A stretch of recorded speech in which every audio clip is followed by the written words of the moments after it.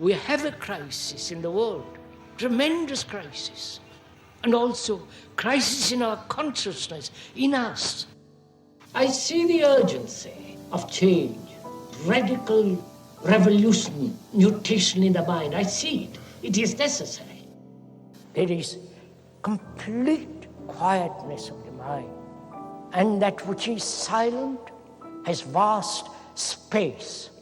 Only then that which is nameless comes into being. This is Urgency of Change, the Krishnamurti podcast.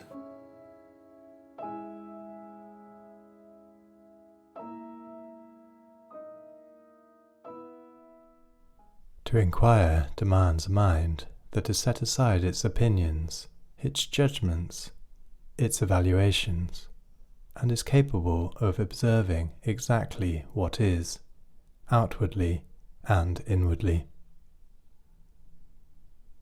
Hello and welcome to episode 247 of Urgency of Change. Each episode of the Krishnamurti podcast features carefully selected extracts from Krishnamurti's talks. The aim is to represent different aspects of his radical approach to many of the issues and questions we all face in our lives. This week's theme is inquiry. Upcoming themes are duality, isolation, and liberation. This is a podcast from Krishnamurti Foundation Trust, based at Brockwood Park in the UK, which is also home to the Krishnamurti Centre. The Centre offers a variety of group retreats from February to December, including for young adults. The atmosphere is one of openness and friendliness, with a sense of freedom to inquire with others and alone. Please visit krishnamurticentre.org.uk for more information. You can also find our regular Krishnamurti quotes and videos on Instagram, TikTok and Facebook at Krishnamurti Foundation Trust. If you enjoyed the podcast, please leave a review or rating on your podcast app. This helps our visibility. This week's episode on inquiry has 5 sections. This first extract is from the first question and answer meeting at Rajghat in 1981 and is titled, "What does it mean to inquire?" What does it mean to inquire? Is the very inquiry a process of thought? How do we inquire? What is the state of the mind that inquires?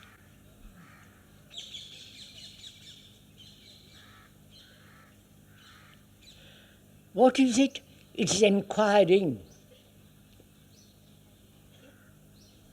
And who is it that's inquiring?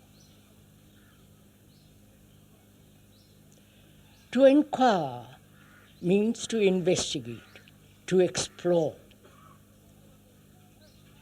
And to explore very deeply,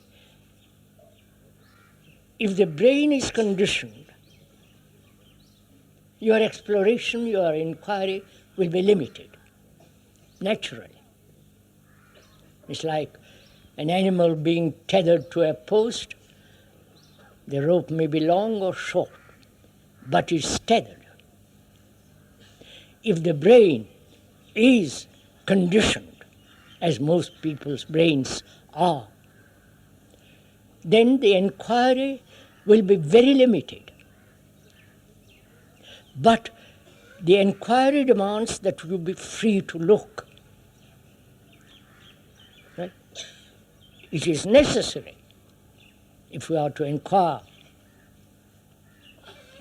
which means really part of that inquiry is subtly doubtful, questioning, asking, skepticism. Right? Are we going together with hesitant skepticism, inquire into this question, explore into this question, which is inquiry a process of thought? That is, we are inquiring into the process, say for example, of death. We haven't touched that subject. We are inquiring together into the nature of death. What does it mean? Now, one can approach this question either with fear or with avoidance or seeking comfort. Now, when we approach in that manner, our inquiry is naturally very limited because the motive dictates the inquiry. So can we be free of in our inquiry of our prejudices, our desire for comfort, our commitment to some form of belief, and with a fresh mind inquire who is the inquirer and what is it that's being inquired. Is this all right? Are we going along together? Who is the inquirer? I want to investigate into death, the nature of death. What does it mean? So before I inquire into death, I must find out who is the inquirer, who is asking these questions. Who is that is asking these questions? You will say I, right? Who is the I? I, the self, is put together by thought. Now you're stuck. Right? The me, myself, my form, my name, all the characteristics, tendencies, the desires, the ambitions, the struggles, the pain, the loneliness, suffering, all that's me, right? The me is the past, the present, and the future. The past is all my inherited tendencies, the memories, the experiences, the education or non-education, all that is the past, which is knowledge, right? Knowledge is always the past. The past, that knowledge, meets the present, modifies itself, and proceeds further. All that is me. Even the super self, super consciousness, all that blah, blah, blah, is still me. Right? So that me is put together by thought. Past memories, meeting the present incidents, challenges, being modified and proceeding further, which is the future. So all that's me. The me is inquiry, right? The me is the thought. Of course, I know you'd object to this, because the me, you think there's something far superior, some extraordinary entity derived straight from God, or whatever it is. But it's still a movement of thought. So thought is inquiring about itself. You understand this, or is thought is inquiring about death. What is important is to understand the inquirer, not about death. Because if the inquirer is not very clear, objective, impersonal, free, non-attached, then the inquiry can be extraordinary. But if the inquirer is attached, conditioned, has a motive, his inquiry will inevitably be limited about death. So it's important to understand who is the inquirer. We've gone into that a little bit. We said still thought. Now, can thought examine itself?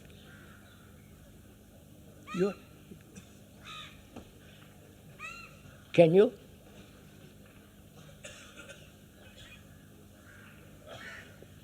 Can thought look at itself?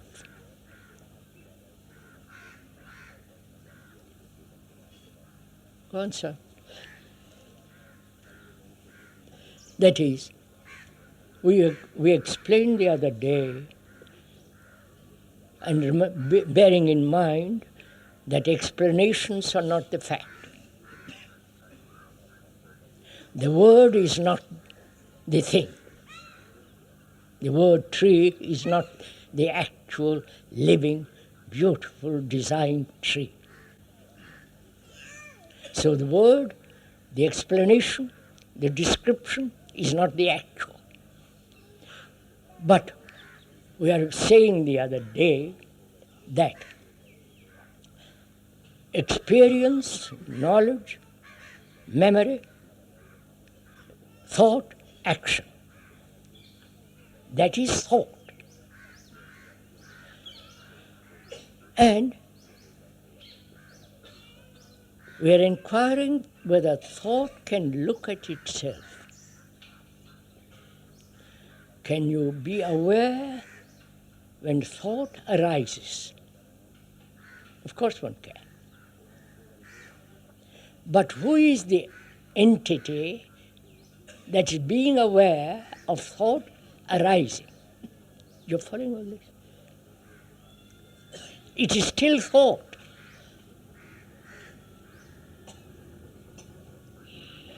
Is this clear? You see, we have divided thought into the thinker and thought. Right? Okay. Right, sir?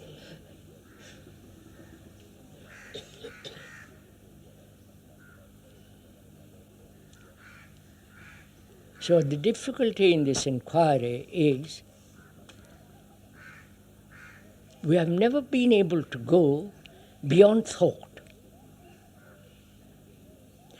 Our whole way of living is based on thought.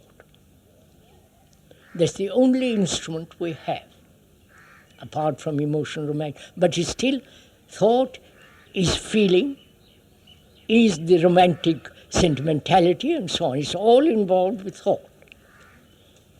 We have never been able to inquire if there is something beyond thought which can directly understand. Now, this is too difficult for you. I wonder if you have ever asked yourself whether there is action without thought. You see? That is, our action is based on thought. Whether that action is based on an ideal, which is again the invention of thought, whether it is based on past memory, which is still thought, whether it is a projected concept in the future according to which one acts, it is still thought. So all that we know of action is the reaction of thought. That's clear. We have never asked if there is an action which is not based on thought. That's our inquiry, which is death. I wonder if you see this.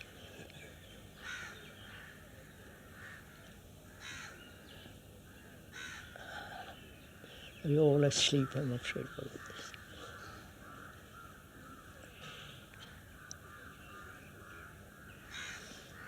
Is there an action, to put it differently, which is not based on knowledge? You see? Our action at present is based on knowledge. Right? That's quite clear. Is there an action which is not? To inquire into that, one must be entirely free from the past. Obviously. Can one? Can you be free of your tradition?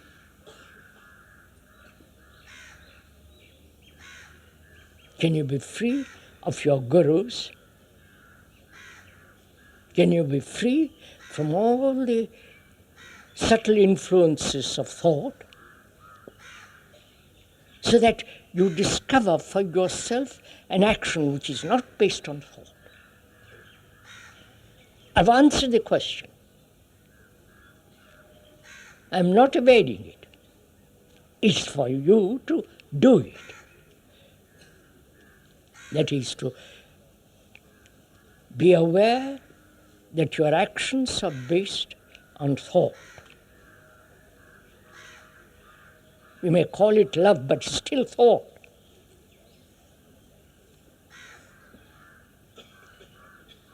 And to find out for oneself whether there is action totally free from all knowledge, which is thought.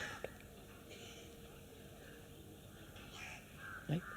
Which means time as memory, time as thought, time as the future, time as the present have altogether disappeared.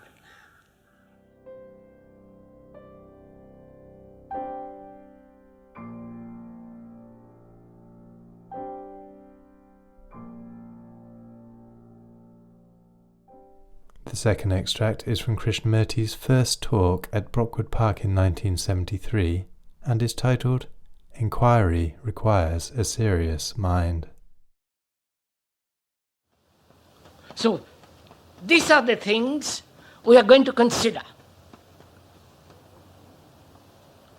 And to go into them deeply, one must have a very serious mind.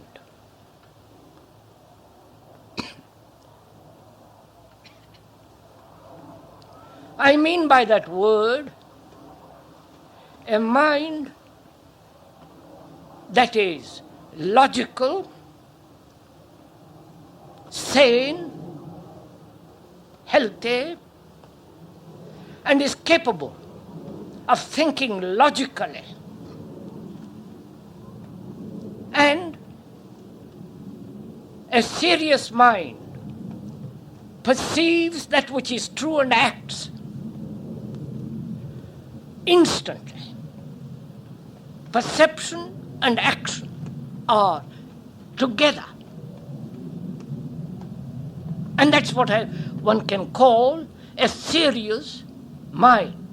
A mind that is committed, wholly given over to the inquiry, investigation into all these problems objectively, with them sanely, without any neurotic pursuits, can think directly. That's what, for me, we consider a serious mind. Because throughout the world now, there are all kinds of degenerate gurus, philosophies, brought over from the Orient, and people being so very gullible, so very so willing to be entertained, let's rather put it that way, that they accept all this without real inquiry, without deep investigation. We accept too easily because it's rather comforting. We live rather miserable life, a kind of bourgeois life, and anything that will give us little excitement, entertainment, a new kind of ideas, we eagerly accept. So if we can, during these talks, put aside all that we are not accepting any kind of authority.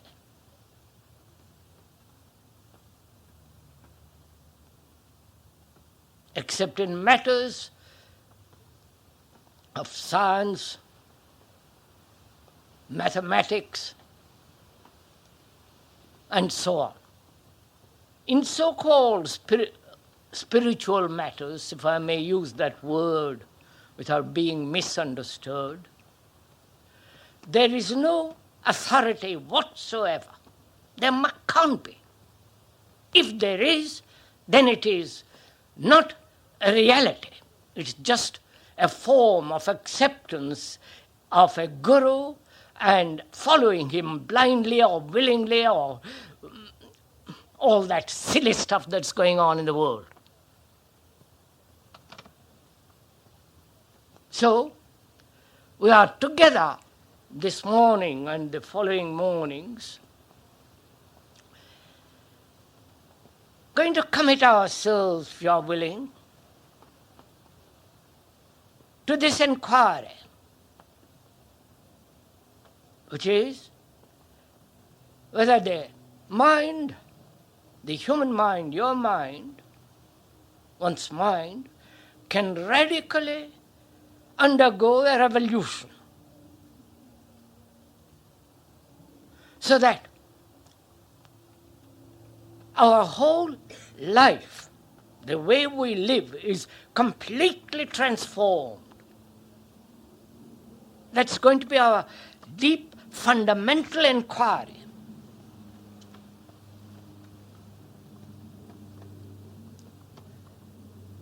Right?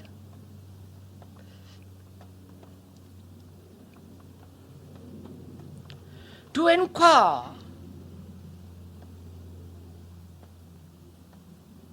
into any subject, one must approach it with a mind that is willing to observe exactly what is.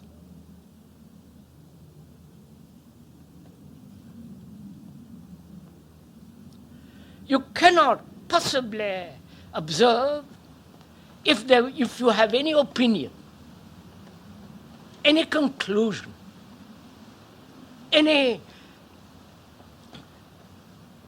thought that distorts the perception of what is.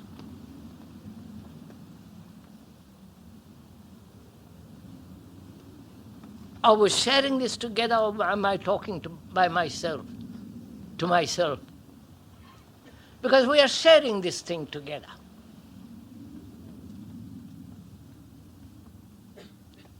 To share something, really, you must be equally interested in what you're sharing.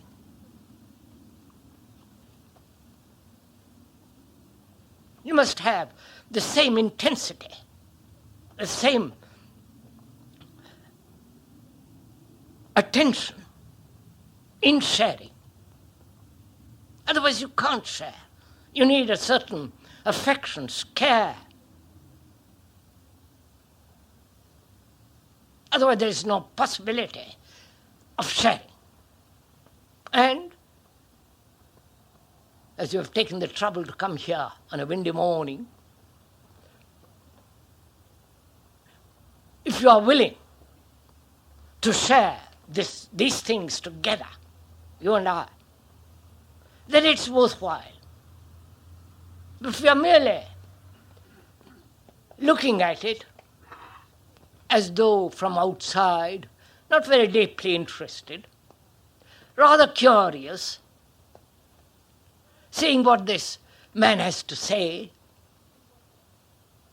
then the sharing becomes impossible.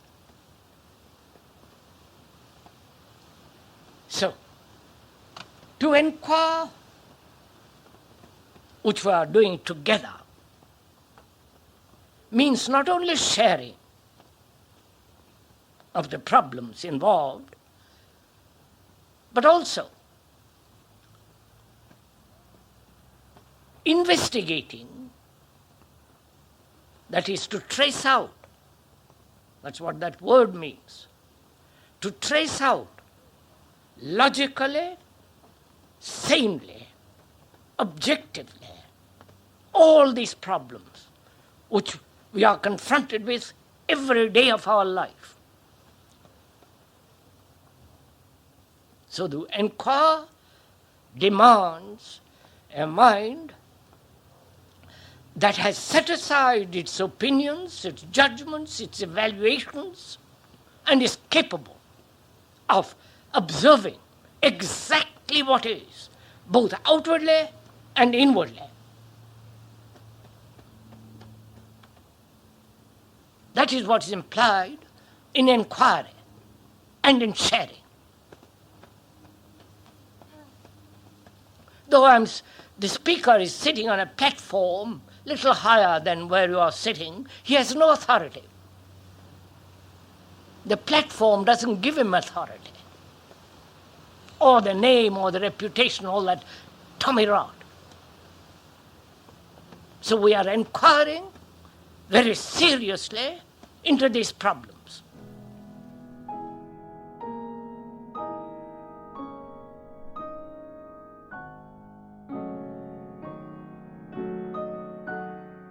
The third extract is from the first talk at Brockwood Park in 1982 and is titled Inquiry into What to Do. We're all so highly educated as individuals, separate, isolated from each other, as countries are divided. And so when we ask what to do, we are asking as an Englishman, a British, French, belonging to certain government or belonging to certain groups, and so on. But we never comprehend deeply the reality that basically we're all one. Can we move from there? Not. We can move, talk about other things very easily. But if this ground is not actual on which we can stand firmly, nothing can shake us from that. Then we can find out what is our responsibility as a whole human being, not as an isolated human being. We are going to go into it more and more as we go along. We are thinking together about these matters. Please, the speaker must insist on this. The speaker is anonymous. He has no authority. He, as a person, he doesn't exist. He merely observing. We are both observing together what is happening. So please don't pay any attention or give any importance to personality. It's like a telephone. You don't respect the telephone. Put garlands around it. Worship it. You listen to what it has to say. The telephone may be black, white, has many colors now, I believe. But when you give it importance, it becomes too absurd and childish. So we can proceed.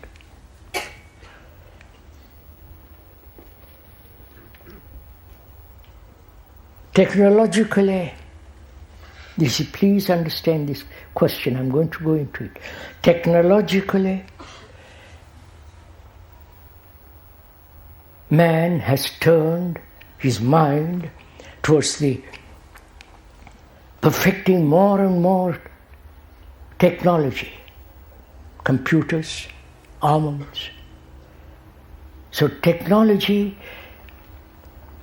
is moving more and more to the east, to the far east. That is, man has given importance to technology. Right? Better instruments of war, better communication,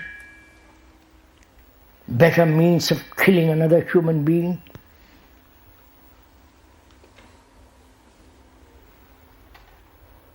And so on. I won't go into all that. We'll probably all know about it. So man has given time, energy, money, his capacities towards that improvement of technology. Please see this, what's happening in the world. So his consciousness has moved towards greater technology, right? He's given his thought, his energy in that direction.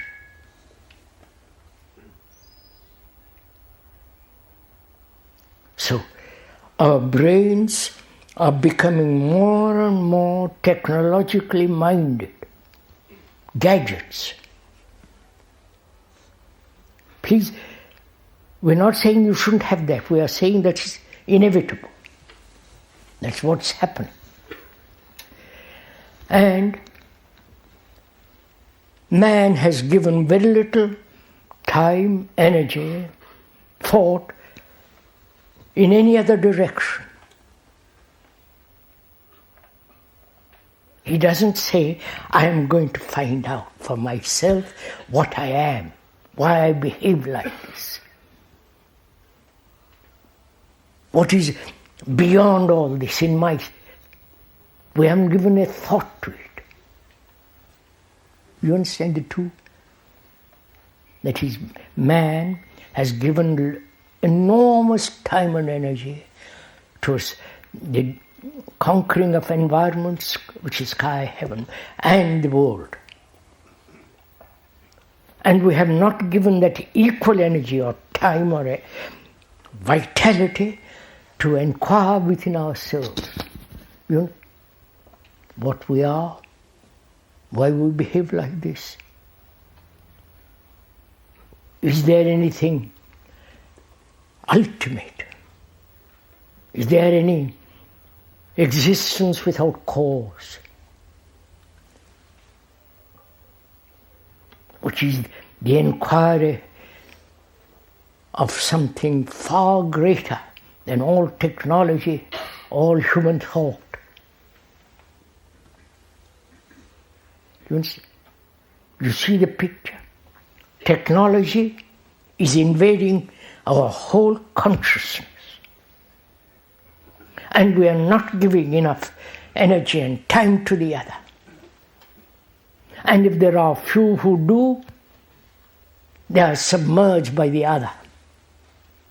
Please see the actuality of all this. I hope this is all clear, that we are all talking, we are all understanding each other, what is being said.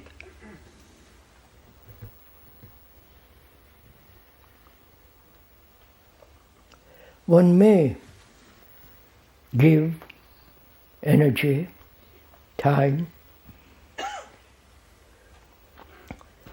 to the inquiry of that which is material and that which is far beyond all material explanations.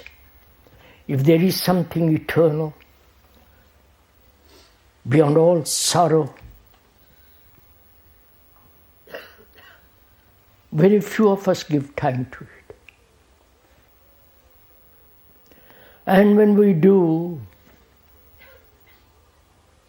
perhaps one or two here and there, then the other world submerges it. So, if all of us who are listening here give time, energy to the inquiry of something beyond all this, then we are adding to that consciousness something which is not technological world at all. Are you understand? Am I making this clear? Suppose you give your time, energy, your capacities to real inquiry, not accepting belief and all that childish stuff, but deeply inquiring. Inquiry is different from analysis. Inquiry is to observe and pursue that observation.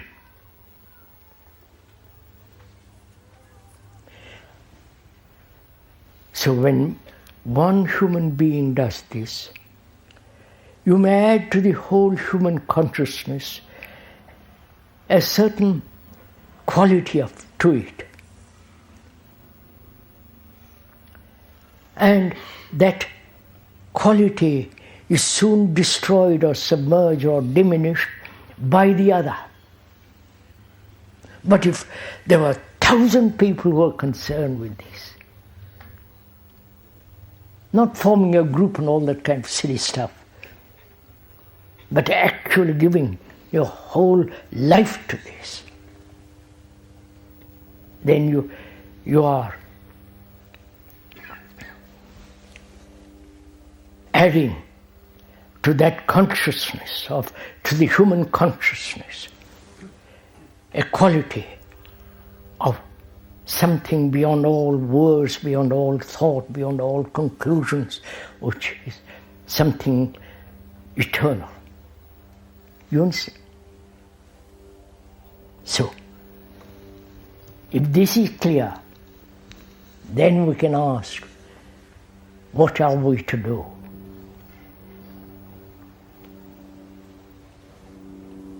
Not before. It becomes a superficial activity.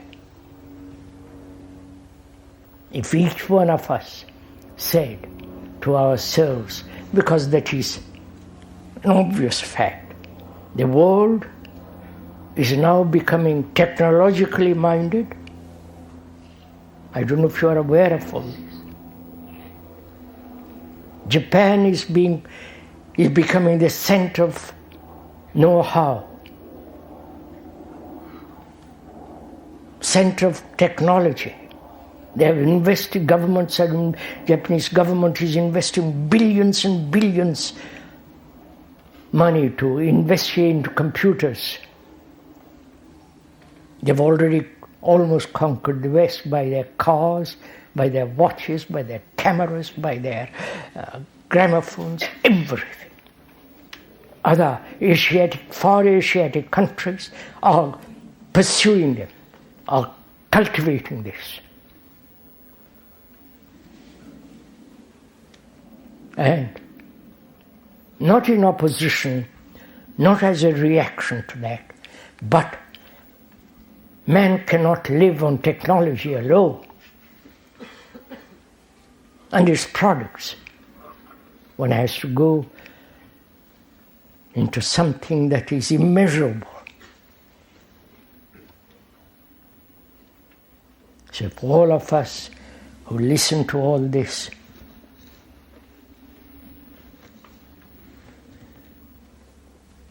give time and energy to this inquiry, then that very inquiry will answer that question. What am I to do?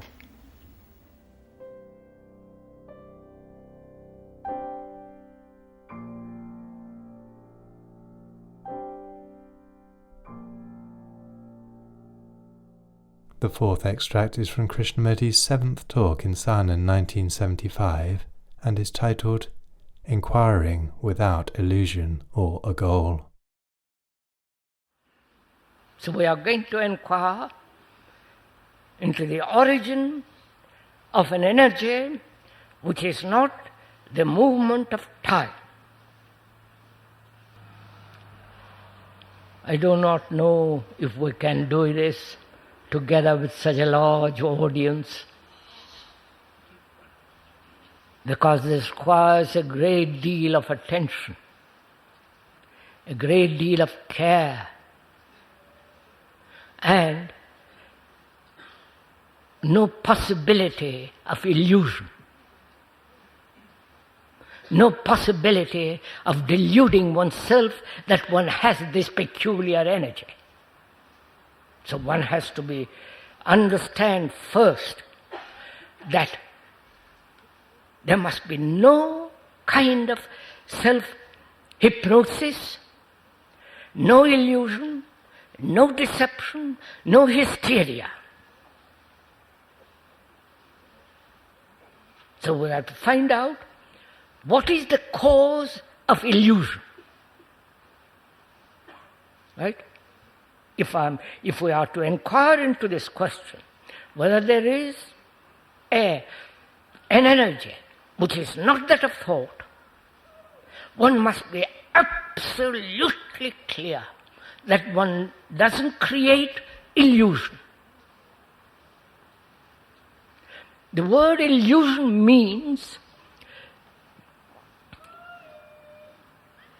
sensuous perception of objective things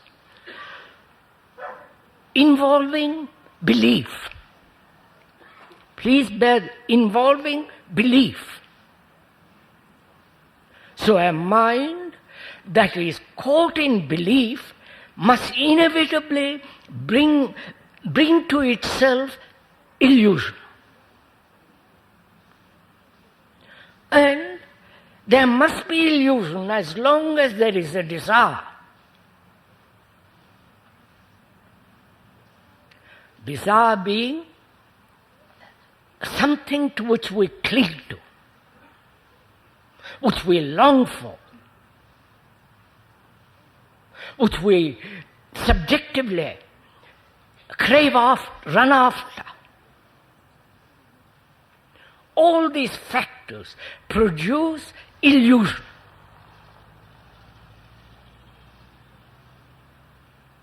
So if we are to inquire together into this question, one must be free of complete, of having no end, no goal, no belief, and therefore no illusion. Can you do this? Because we are going to go into something very, very complex. And unless one's mind is very clear on this point,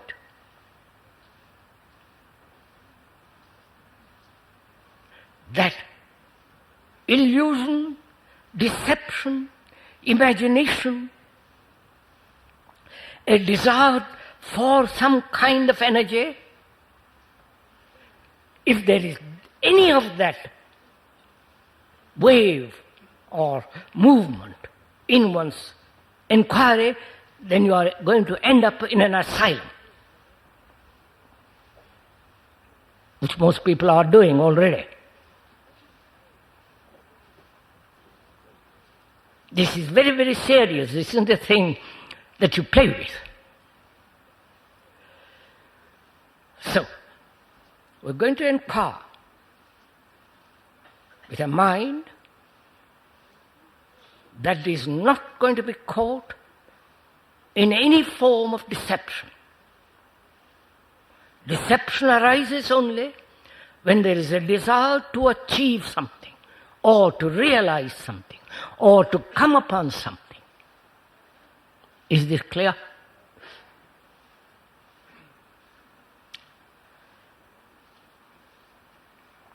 So, is there a different kind of energy?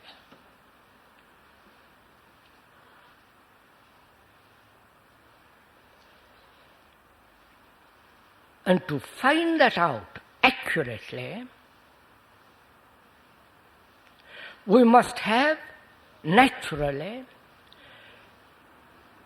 put order in our daily life. Because if there is no order in our daily life, inquiry into that is merely an escape. Like taking a drug, drink, anything. Just an escape. And that escape becomes actual and illusory. Right?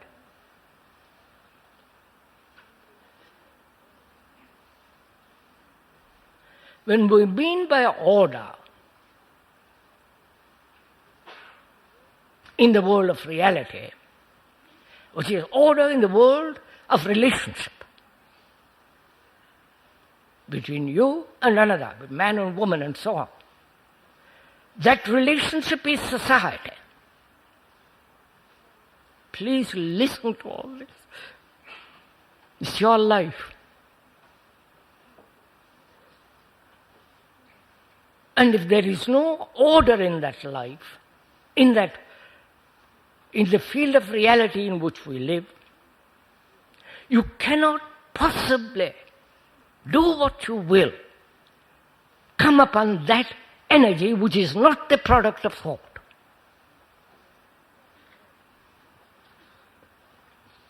We mean by order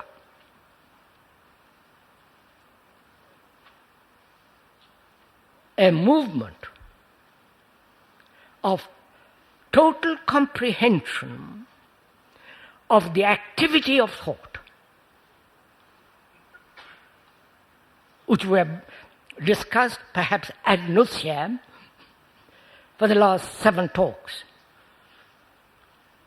To perceive totally as a whole movement of thought which has brought about in reality utter confusion. Perhaps this is the first time some of you are hearing all this. So I'm afraid we can't go over all the things that we've already talked over together. But what we are saying then is that thought has brought about confusion. Thought has brought about division between human beings. And yet thought wants unity. Please follow this. And so it is created a center. The center which it is the center that will hold things together.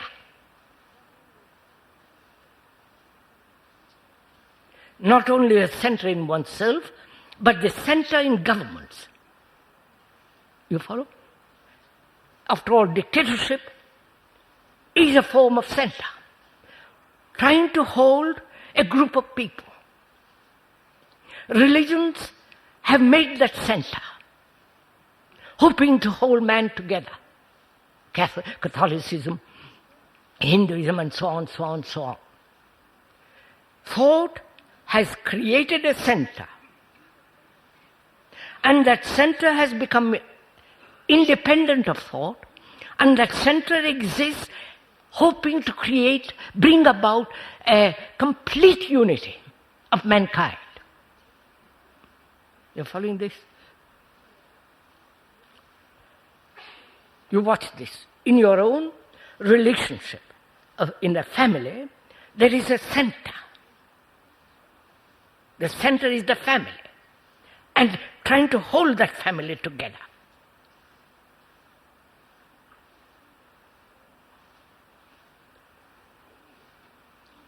And thought, in the field of reality, wanting unity, security, stability, has brought about instability, insecurity. There is no cohesive movement, no cooperation. And when we are talking about order, we mean unity in the field of reality. Is this clear? So unless that sense of harmonious existence happens in the world of reality, you cannot possibly inquire into the other. Then your inquiry will be distorted because it's an escape. Your inquiry then will pursue illusory intimations, which then you will accept as reality. Right? So we're going to say one's mind, whether one's life, daily life, is accurate, which means care, which means attention, which means diligent application, not negligence. There's difference between diligence and negligence.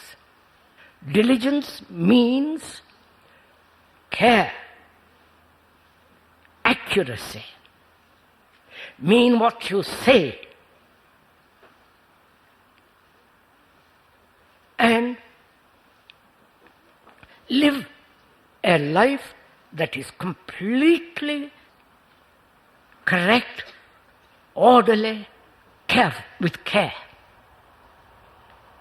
Contrary to that is negligence. So having laid the foundation of order in reality, then we can proceed to inquire.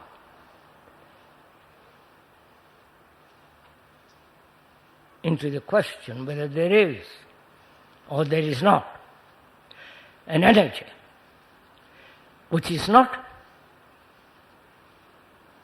the movement of reality, which doesn't mean illusory. Right? That means there must be freedom to inquire. No attachment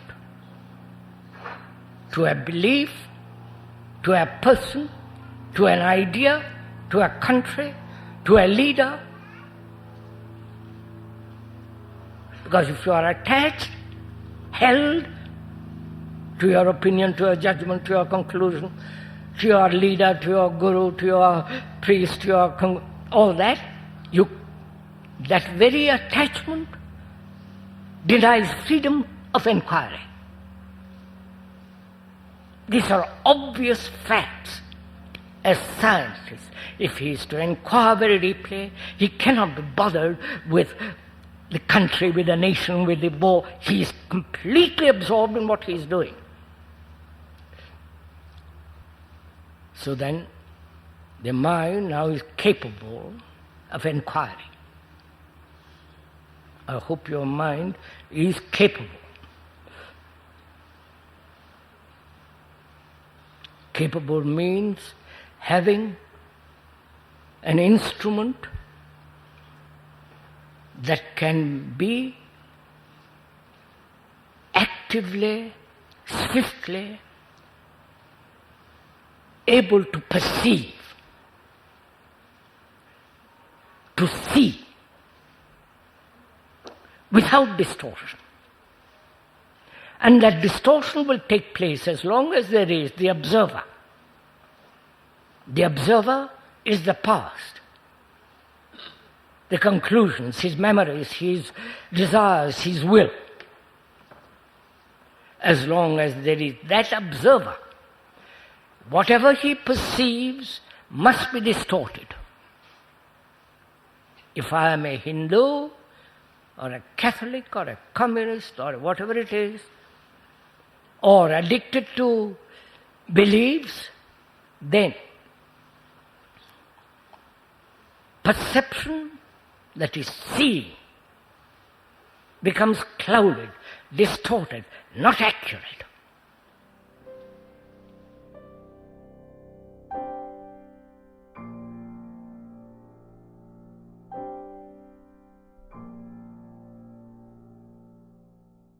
The final extract in this episode is from the 7th discussion in Saanen 1973 and is titled Inquiry into the Sacred.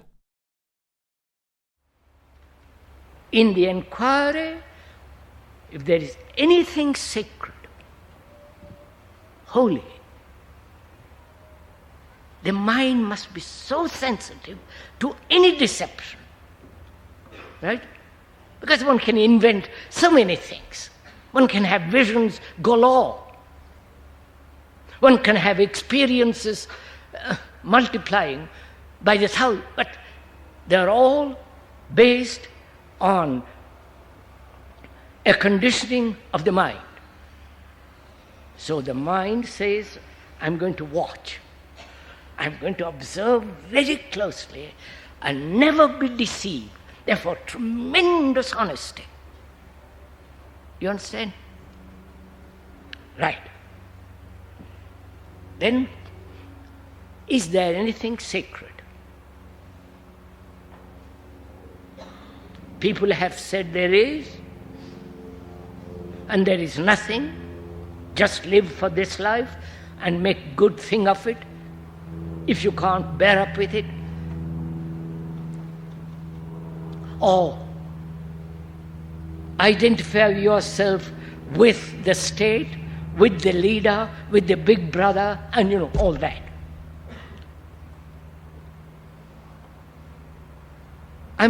The mind is also very alert to all that. Right? Then it says, now, I want to find out.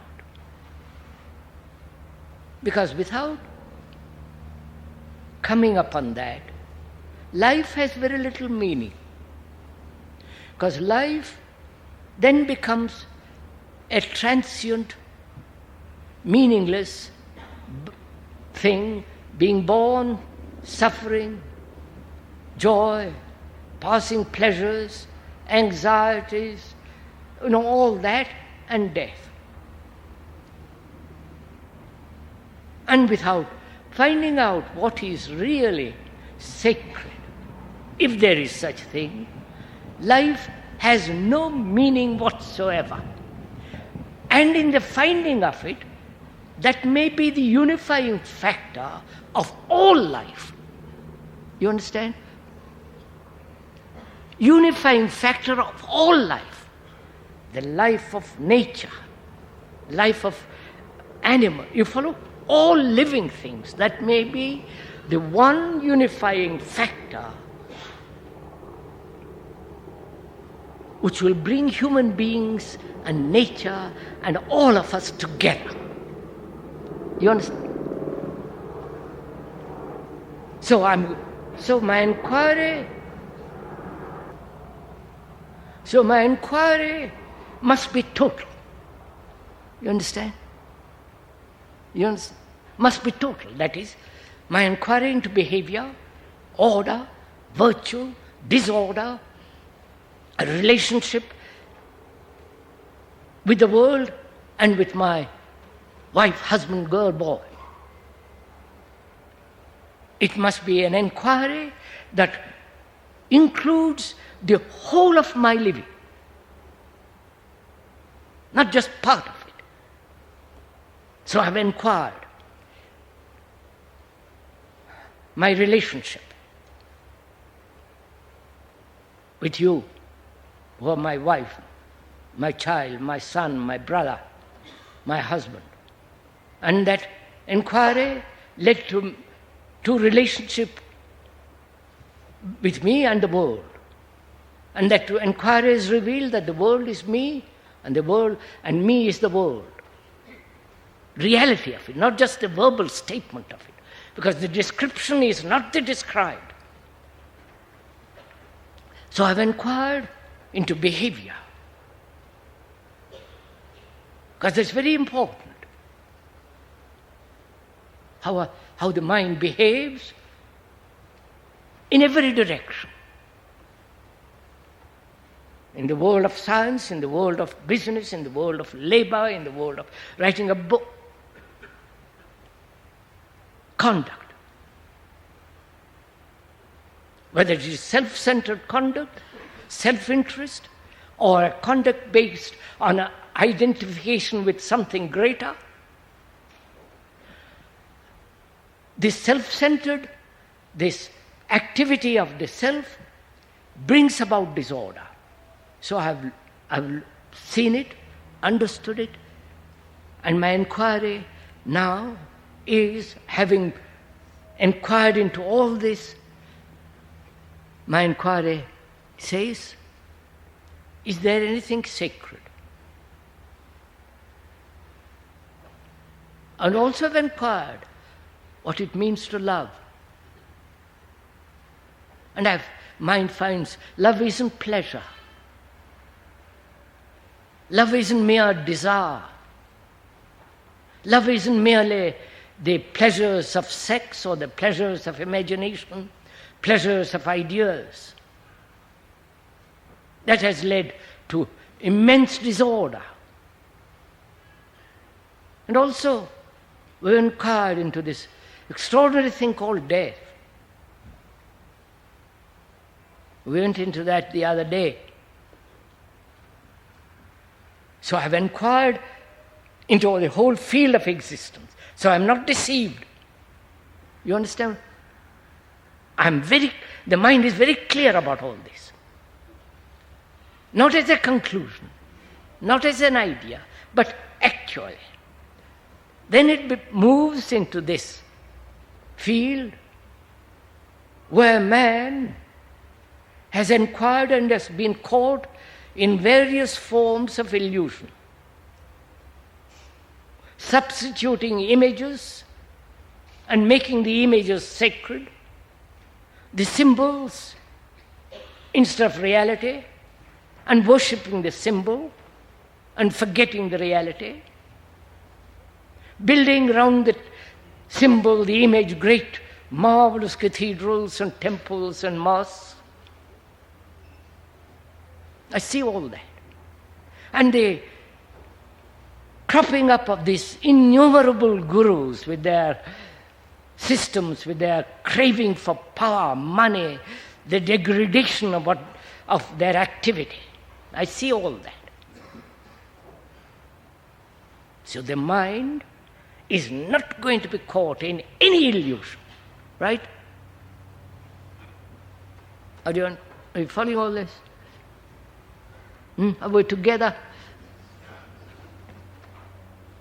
Now it says, what is their secret?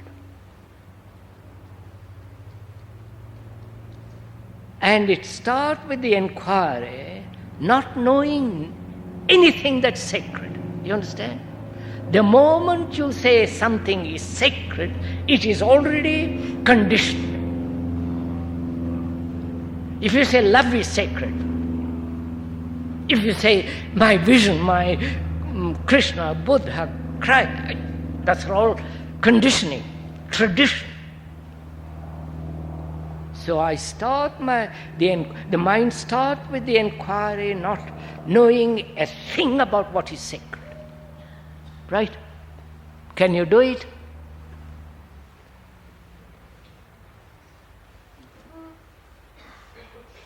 Can you do it? Huh? Good luck. You know what it means, madam, to say, to start with nothing. You understand what it means?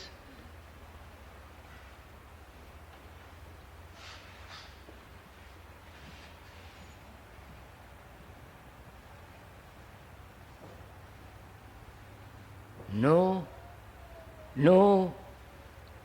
motive, no will. The me with all its complex activities, to start with absolutely nothing.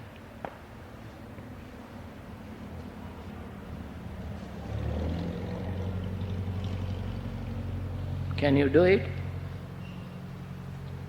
You understand? No attachment.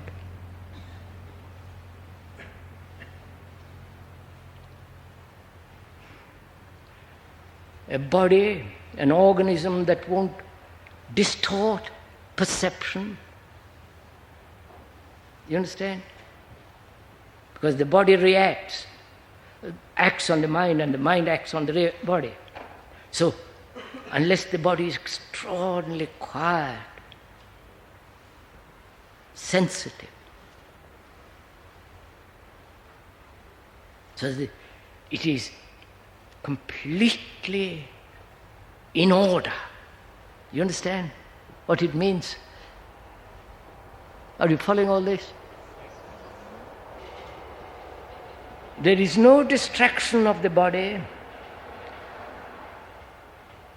no distraction of thought, or any motive engendered by thought, no purpose, no intention,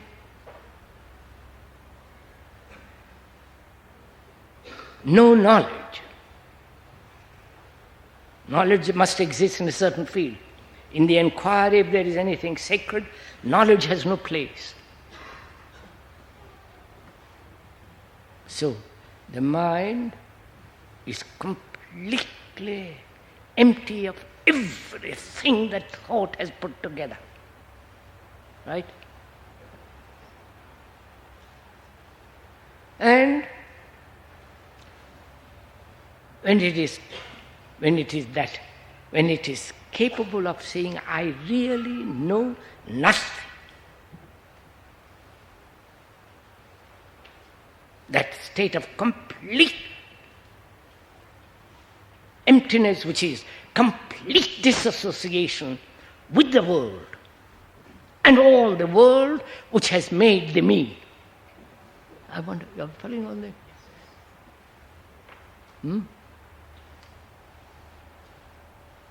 Then that nothingness is the most sacred thing.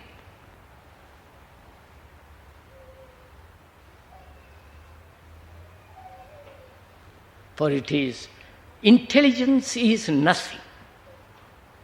Now, you follow? Now that in the discovery of that, then it operates, it functions in the life of every day.